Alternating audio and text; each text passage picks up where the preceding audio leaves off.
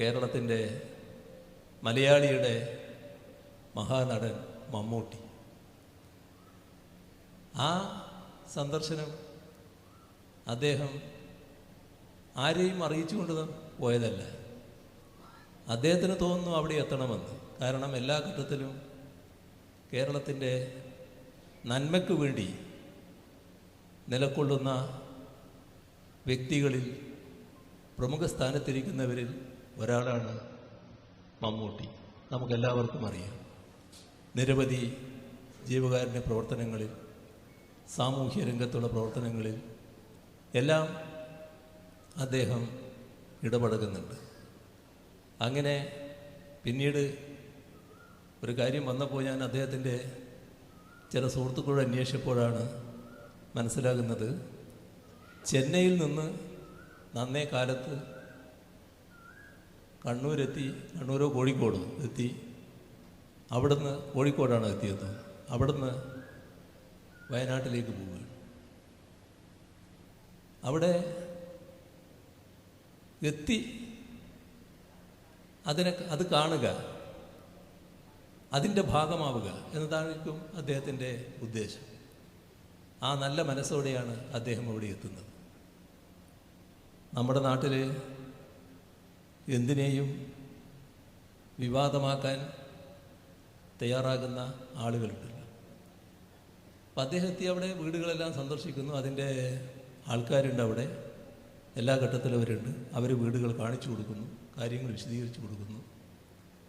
അപ്പോൾ അവിടുത്തെ ഇത്തരം കാര്യങ്ങളിൽ സാധാരണഗതിയിൽ നല്ല നിലക്ക് അവിടെ ഇടപെട്ടുകൊണ്ടിരിക്കുന്ന ഒരു പൊതുപ്രവർത്തകനാണ് ആ ജില്ലയിലുള്ള CPIMൻ്റെ ജില്ലാ സെക്രട്ടറി റഫീഖ്. ആ ചെറുപ്പക്കാരനും അവിടെയുണ്ട്. ഇദ്ദേഹത്തിൻ്റെ കൂടെ നിൽക്കുന്നു, ഇദ്ദേഹത്തിൻ്റെ കൂടെ പോകുന്നു.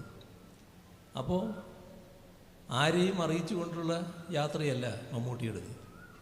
സ്വാഭാവികമായി അദ്ദേഹം ഈ ചെറുപ്പക്കാരനോട് പറയുകയാണ്, നിങ്ങൾ ക്ഷണിച്ചിട്ട് ഞാൻ വന്നതല്ലാലോ, നിങ്ങൾ എൻ്റെ കൂടെ തന്നെ ഇങ്ങനെ നടക്കുമ്പോൾ അത് മറ്റു രീതിയിൽ ചിത്രീകരിക്കപ്പെടില്ലേ എന്ന് പറഞ്ഞാൽ, നമ്മുടെ കേരളത്തിൽ എന്തും വിവാദമാക്കാൻ ശ്രമിക്കുന്നവരുണ്ടല്ലോ, ആ വിവാദത്തിനൊരു അവസരമുണ്ടാക്കി കൊടുക്കൂലേ എന്നാണ് മമ്മൂട്ടി സൗദ്ദേശത്തോടെ ഉദ്ദേശിച്ചിട്ടുണ്ടാകുക.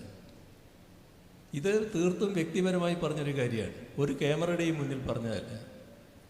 പക്ഷെ നമ്മുടെ നാട്ടിൽ ക്യാമറയും ശരീരത്തിൽ വെച്ച് നടക്കുന്ന ധാരാളം ആളുകൾ ഇപ്പോൾ ഉണ്ട്. ആ കൂട്ടത്തിൽ ഒരാൾ ഇവരുടെ അടുത്ത് നിൽക്കുന്നുണ്ടാവും. ഇപ്പോൾ നമ്മുടെ ഷർട്ടിന് ബട്ടണുണ്ട്. ഈ ബട്ടൺ സാധാരണ ബട്ടൺ എല്ലാവർക്കും ഉണ്ടല്ലോ. എന്നാൽ ചില ബട്ടൺ ക്യാമറയായിരിക്കും. നമ്മുടെ പോക്കറ്റിൽ പേനയുണ്ട്, ചില പേന ക്യാമറയായിരിക്കും. നമ്മളറിയില്ല. അപ്പോൾ ഇത് വിവാദമാക്കാൻ താല്പര്യമുള്ളവർ വലിയ തോതിൽ വിവാദമാക്കിയിട്ടു. എന്തോ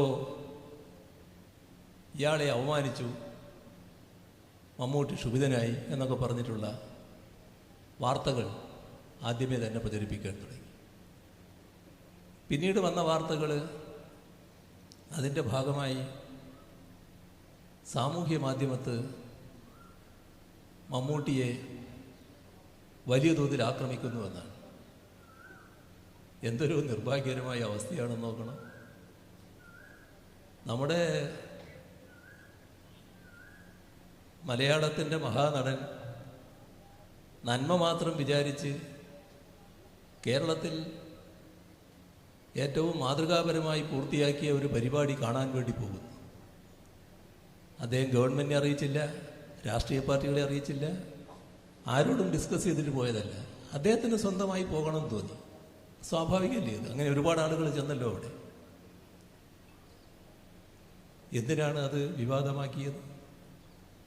ഏറ്റവും നിർഭാഗ്യകരമായ അവസ്ഥ, ചിലർ ഈ കാര്യത്തിൽ CPIMൻ്റെ സോഷ്യൽ മീഡിയ പോരാളികൾ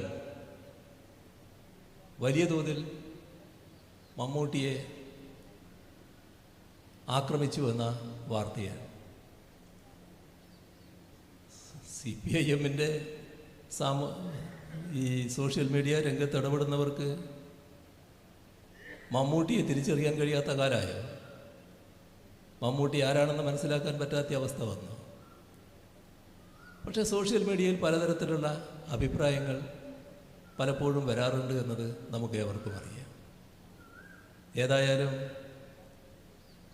കേരളത്തിൻ്റെ മലയാളത്തിൻ്റെ മഹാനടന് അത്തരത്തിലൊരു പ്രചരണത്തിൻ്റെ ഭാഗമായി മനസ്സിന് വിഷമമോ പ്രയാസമോ ഉണ്ടായിട്ടുണ്ടെങ്കിൽ, പ്രത്യേകിച്ച് CPIM-ൻ്റെ ഏതെങ്കിലും ആളുകൾക്ക് അതിൽ ബന്ധമുണ്ട് എന്ന് കരുതുന്നുണ്ടെങ്കിൽ, ഈ ഘട്ടത്തിൽ പരസ്യമായി അദ്ദേഹത്തോട് ഞാൻ ക്ഷമ ചോദിക്കുകയാണ്. ഇവിടെ അത്തരത്തിൽ അദ്ദേഹത്തെ അപമാനിക്കുക എന്നത് നടക്കാൻ പാടില്ലാത്തൊരു കാര്യമായിരുന്നു. പക്ഷേ സോഷ്യൽ മീഡിയ ആരുടെയും നിയന്ത്രണത്തിലല്ല. അതിലിടപെടുന്നവർ അവർക്ക് തോന്നിയ അഭിപ്രായങ്ങൾ പറഞ്ഞു എന്ന് വരും. മമ്മൂട്ടിയെ പോലുള്ള ഒരു മഹാനടനെ മനസ്സിലാക്കാൻ കഴിയണമായിരുന്നു എന്ന് മാത്രമേ ആ കൂട്ടത്തിൽ പറയാനുള്ളൂ.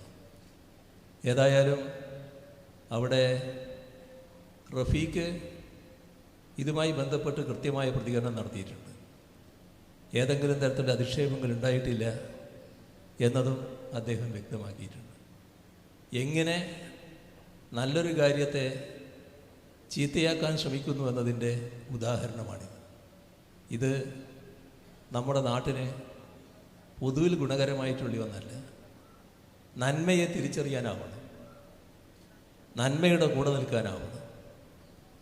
അതിനെതിരെ വക്രീകരണവുമായിട്ട് വരുന്നവരെ മനസ്സിലാക്കാനുള്ള സാമാന്യ ബുദ്ധി വേണം, അതിനുള്ള വിവേകം വേണം. ആ വിവേകത്തോടെ ആയിരിക്കണം ഇത്തരം കാര്യങ്ങളിൽ ആരായാലും ഇടപെടുന്നത്. ഇത് നമുക്കെല്ലാം ഒരു അനുഭവ പാഠമാണ് എന്നതുകൂടിയാണ് ഈ ഘട്ടത്തിൽ എനിക്ക് പറയാനുള്ളത്.